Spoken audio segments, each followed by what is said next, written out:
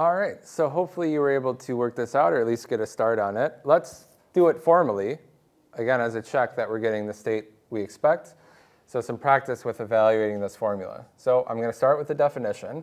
I need to sum over some basis I, so you have to ask yourself, which basis do you want to use? And some are easier than others. It's going to be natural to use the computational basis here because,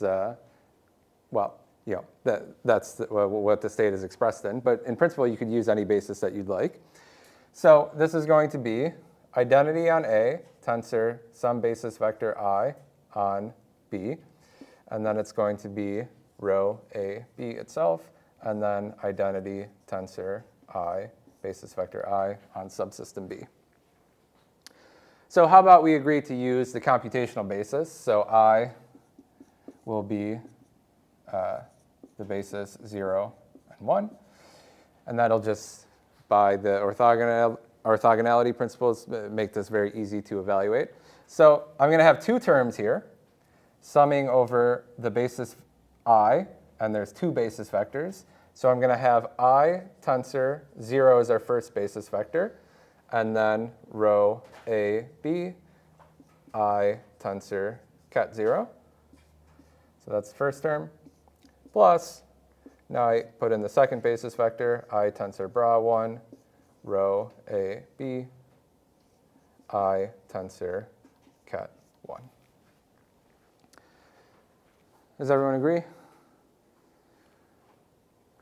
So now I can just substitute what rho AB is.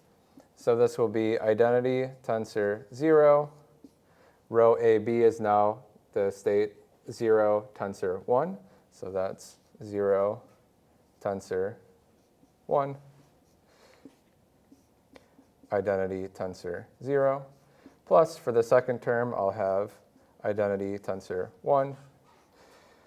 The state rho AB is still 0 tensor 1. And then I have left over identity tensor ket 1. Okay? So doing this formally, that's the next line that you would write out. And now we evaluate this across the tensor product. So it's going to be identity for the state on the left. And so the state on the left is not going to change. That's 0, 0. And now the state on the right, I'm going to have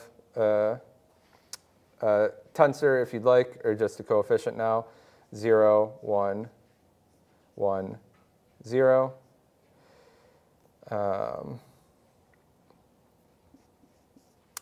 And this you should all be able to tell me is 0.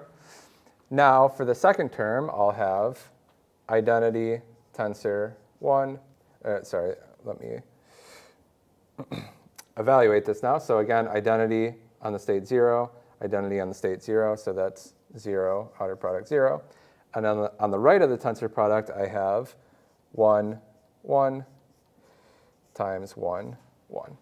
So you should all be able to tell me that this inner product is equal to 1. So this one goes to 0.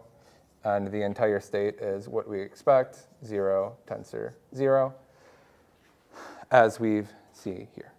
Okay? So that's an example of how to actually evaluate this. This was the case of a separable state where we knew what the answer was. Make sure you could also evaluate rho sub B using the trace over A of rho sub AB.